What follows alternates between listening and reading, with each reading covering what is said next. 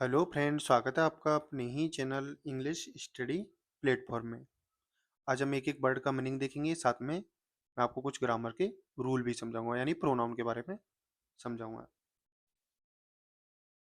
कुछ वर्ड का मीनिंग देखते हैं। ह्यूज, ह्यूज यानी होता है बड़ा। ये जब भी लास्ट में आता है किसी वर्ड के तो वो साइलेंट होता है। स्लोप यानी ढलान। शेल्टर होता है शरण। और विस्पर्ड यानी फैला हुआ बड़े क्षेत्र में।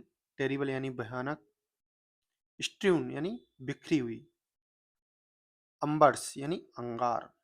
पाइल अप होता है एक प्रेजर और पे, यानी ढेर लगना किसी चीज का या पर इकट्ठा होना। पे नो हिड, इसका मतलब होता है ध्यान नहीं देना, ये आइडमिक प्रेज है। Climb up, CLIMB, climb up यानी चढ़ना। अब मैं थोड़ा सा आपको प्रोनाउन के बारे में बता देता हूँ। ये थर्ड पर्सन प्रोनाउन है सारे। ये ही सब्जेक्टिव केस है, ये सारे ये ऑब्जेक्टिव केस है, ये पजेसिव एग्जेक्टिव है और ये पजेसिव प्रोनाउन है। ही का ऑब्जेक्टिव केस क्या होता है? हिम। पजेसिव एग्जेक्टिव क्या होता है? हिज। अब देखो इनको थोड़ा थोड़ा समझा देता हूँ मैं। पजेसिव सब्जेक्ट के बाद में ही किसके लिए यूज किया जाता है? मेल के लिए। सी फीमेल के लिए। इट, इट को हम किसी के नाम को बताने के लिए भी यूज कर सकते हैं, किसी के बारे में जानकारी देने के लिए भी। साथ के साथ में हम इट का यूज निर्जीव या पक्षियों के लिए भी यूज कर सकते हैं। दे, अब ही सी इट में से कोई भी जो पिलुलर हो उसके लिए हम दे का यूज करते हैं। दे का objective case them. Possessive adjective their. जो भी पजेसिव एग्जेक्टिव होते हैं उनके बाद में हमेशा नाउन का उपयोग किया जाता है, और जो पजेसिव प्रोनाउन होता है उसके अंदर नाउन खुद छुपा होता है। अब प्रोनाउन का यूज क्यों किया जाता है? प्रोनाउन का यूज नाउन के रिपीटेशन को रोकने के लिए किया जाता है। जैसे थोड़ा समझते हैं इसको। Ram is a good boy, यानी राम एक अच्छा लड़का है। He goes to school daily, यानी वह प्रतिदिन विद्यालय जाता है। तो ही किसके लिए यूज किया गया है? राम मेल है तो उसके हिसाब से ही सिंगुलर है, इसलिए ही का यूज किया गया है। तो अब हम यहाँ पर बाद में राम को लिखते हैं दोबारा से, तो अच्छा नहीं लगता है ना बोलने के लिए। Ram is a good boy, Ram goes to school daily, बार बार में राम। इसलिए हम नाउन के रिपीटेशन को रोकने के लिए प्रोनाउन का यूज करते हैं। आप इस टेबल का फोटो कह सकते हो। अब कहानी स्टार्ट करते हैं। कहानी का टाइटल है the monkey and the sparrow, यानी बंदर और चिड़िया। वंस अपॉन ए टाइम, यानी एक बार का समय था। There was a huge tree. अब देखो देयर यहाँ पे एक प्रकार का डमी सब्जेक्ट होता है। देयर के बाद में जो भी वर्ब यूज की जाती है वो वर्ब हमेशा इसके बाद के नाउन के अनुसार यूज की जाती है। तो बात किसके लिए है यहाँ पे? ट्री के लिए। और एक इसके लिए है यहाँ पे? ट्री के लिए। ह्यूज क्या है यहाँ पे? एग्जेक्टिव। एग्जेक्टिव किसकी विशेषता बताते हैं? हमेशा नाउन की। There was a huge tree, यानी एक बहुत बड़ा पेड़ था। ऑन ए माउंटेन स्लोप, यानी एक जो पहाड़ की ढलान थी उस पर। द ट्री यानी पेड़ मेड कंफर्टेबल होम, यानी एक आरामदायक घर बना हुआ था। ये मेक की सेकंड फॉर्म है, पास्ट इंडेफिनिट का टेंस है। फॉर द फैमिली यानी परिवार के लिए, ऑफ बर्ड्स यानी पक्षियों के। हु, अब यहाँ पे हु रिलेटिव प्रोनाउन है। रिलेटिव प्रोनाउन अपने आने वाले वर्ड के अनुसार, जो पहले आता है उसके अनुसार वर्ब लेता है। हैड बिल्ट देयर नेस्ट, यानी उन्होंने बना रखे थे उनके घोंसले। अब देखो ये दे का क्या है? पजेसिव एग्जेक्टिव, यानी पजेसिव प्रोनाउन है दे का, देयर। और उसके पजेसिव प्रोनाउन के बाद में हमेशा क्या आती है? नाउन। ऑन इट्स ब्रांच, यानी इसकी शाखाओं पर। द ट्री जो पेड़ था। विथ यानी के साथ में। इस इट्स विस्पर्ड ब्रांचेज, यानी जो फैली हुई शाखाएं थी। शेल्टर यानी शरण देती थी। देम यानी उनको, किनको? पक्षियों को। फ्रॉम द सोर्सिंग, यानी जलने वाले, सन यानी सूरज से। एंड द हैवी रेन, जो बहुत भारी बारिश होती थी उससे। अलोंग यानी साथ में। द माउंटेन यानी माउंटेन के। माउंटेन स्लोप यानी जो पहाड़ की ढलान थी उसके। नियर बाई यानी पास में। लिव्ड रहता था एक ग्रुप ऑफ मंकीज, यानी एक ग्रुप यानी एक समूह ऑफ मंकीज यानी बंदरों का। सिंस जब से।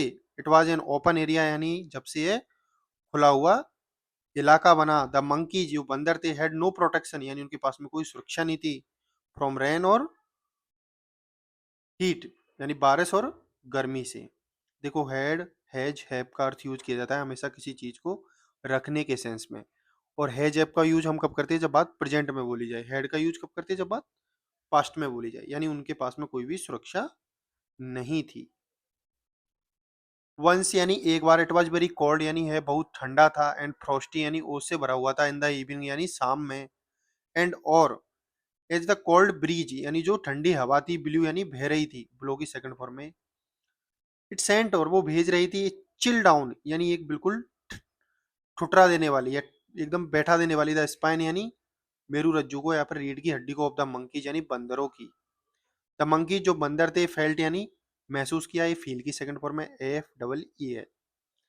द नीड यानी जरूरत, टू प्रोटेक्ट यानी सुरक्षित करने की, देमसेल्व्स यानी खुद को, from this terrible cold, from यानी से, दिस मिस यह है, टेरिबल यानी भयानक, कोल्ड यानी सर्दी से।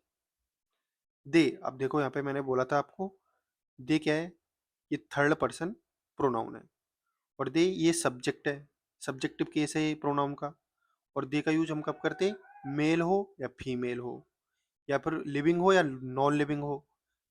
यदि वो पिलुलर है तो उसके लिए सिर्फ एक ही प्रोपोजिशन का यूज, वो एक ही प्रोनाउन का यूज किया जाता है, वो किसका किया जाता है, दे का। दे केम अंडर द ट्री, दे कौन आए, मंकीज, तो मंकी पिलुलर है। अब यहाँ पे एक सिंगल मंकी होता कि द मंकी कम कम्स, वो केम अंडर द ट्री, तो हम क्या यूज करते हैं यहाँ पे, ही, क्योंकि वो सिंगुलर है और मेल है वो। दे केम अंडर द ट्री, वो पेड़ के नीचे आए, भेयर जहां पर द बर्ड्स स्टेड यानी जो पक्षी रुके हुए थे।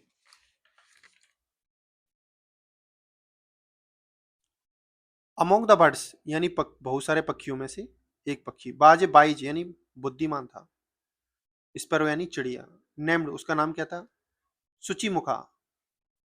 ही वॉच्ड वो देख रही थी, द मंकीज यानी बंदर को, कलेक्टिंग यानी इकट्ठा इकट्ठा करते हुए, रेड बेरीज स्ट्रेन यानी बिखरी हुई जो बेरीज थी लाल, अराउंड यानी आसपास, द ग्राउंड यानी ग्राउंड के।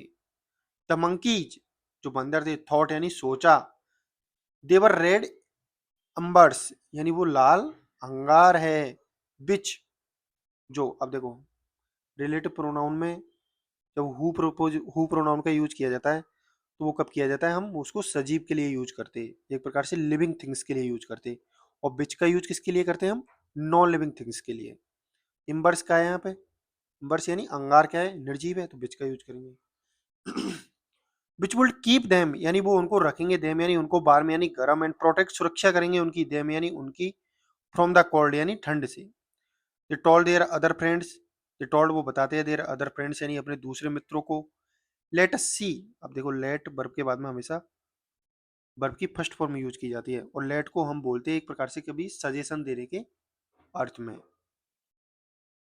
लेट अस यूज हमें उपयोग करना चाहिए, देम यानी उनका, ऑल यानी सभी का, to light up, light up एक प्रेजर वर्ब है, इसका मतलब होता है जलाने के लिए, ए फायर यानी आग, फोर वार्मथ यानी गर्मी के लिए। कम ऑन चलो, कलेक्ट सम ड्राई, कलेक्ट यानी इकट्ठा करते हैं, सम ड्राई यानी सूखी हुई, लीव्स यानी पत्तियां, एंड टिबिंग्स यानी टहनियां, let us make a fire यानी हमें आग को जलाना चाहिए, यहाँ पर आग जलाते हैं। सून जल्द ही, द मंकी जो बंदर थे, गॉड बिजी यानी व्यस्त हो गए, कलेक्टिंग इकट्ठा करने में, ड्राई लीव्स यानी सूखी हुई पत्तियां, एंड टिबिंग्स या टहनियां, एंड वन ऑफ देम यानी उनमें से एक। वन ऑफ के बाद में हमेशा पिलुलर नाउन का यूज किया जाता है, और वर्ब कैसी आती है हमेशा इसके बाद, सिंगुलर, यदि वर्ब का सिंगुलर पिलुलर फॉर्म यूज किया गया है। पाइल्ड अप, अब देखो पाइल्ड अप का मतलब होता है किसी चीज को इकट्ठा करना है पर उसका ढेर लगा देना। वन ऑफ देम यानी उनमें से एक, पाइल्ड देम अप यानी उनका ढेर लगा दिया, देम किसके लिए है यहाँ पे,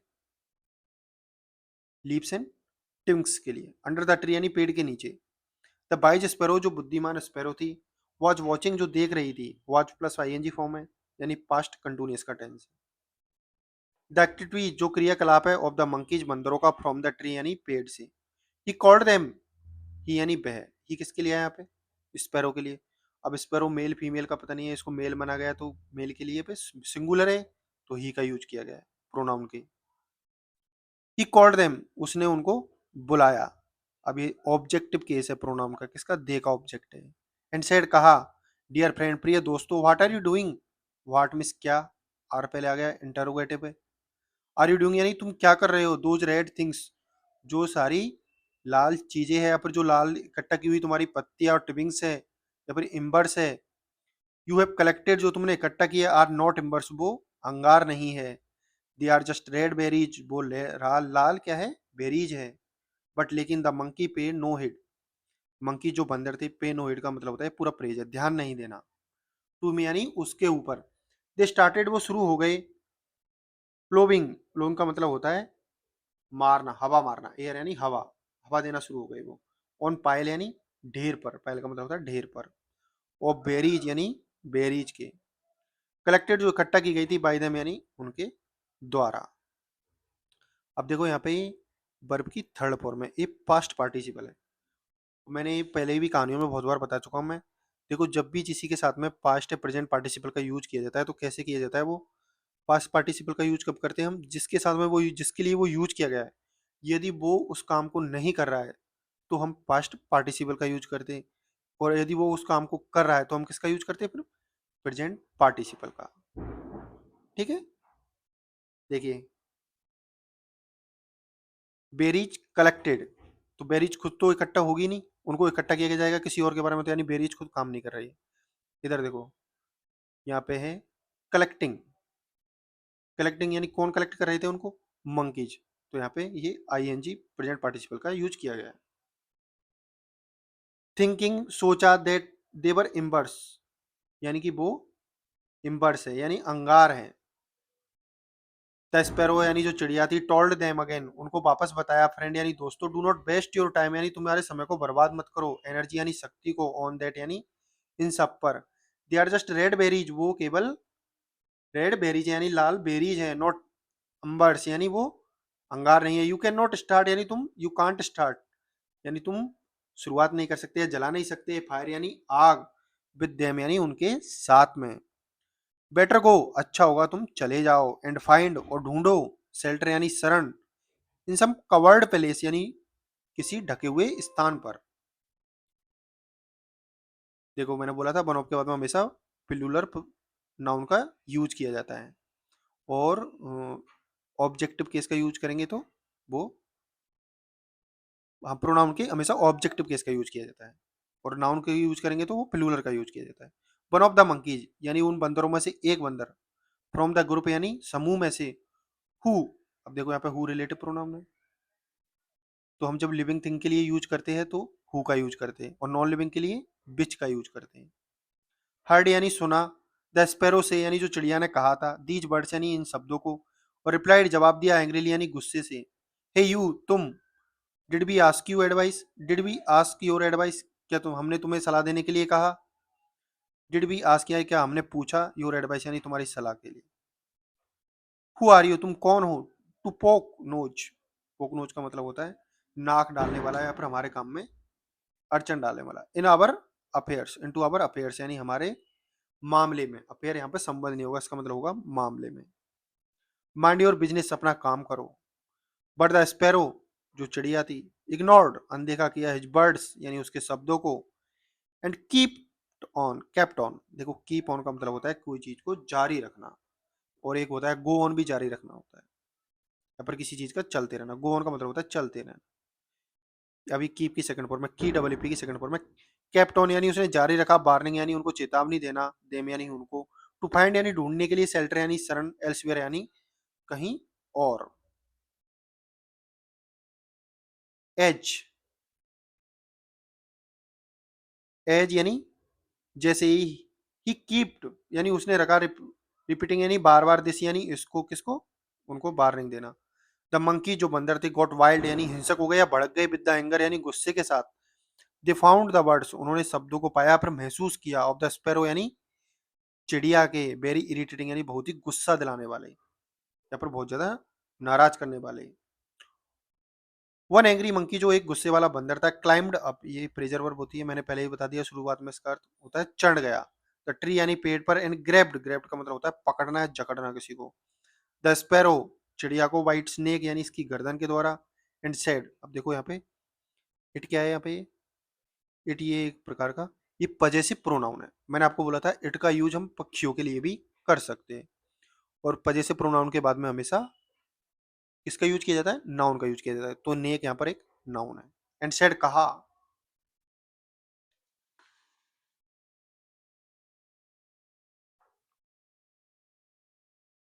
यू थिंक तुम सोचती हो, यू आर इंटेलिजेंट कि तुम बुद्धिमान हो, एंड वी आर फूल्स और हम मूर्ख हैं, वी नो, हम जानते हैं, व्हाट टू डू, क्या करना है, एंड वी विल डू, और हम ऐसा ही करेंगे, व्हाट वी प्लीज, जो हमें खुशी दे, हमें शांत रखे।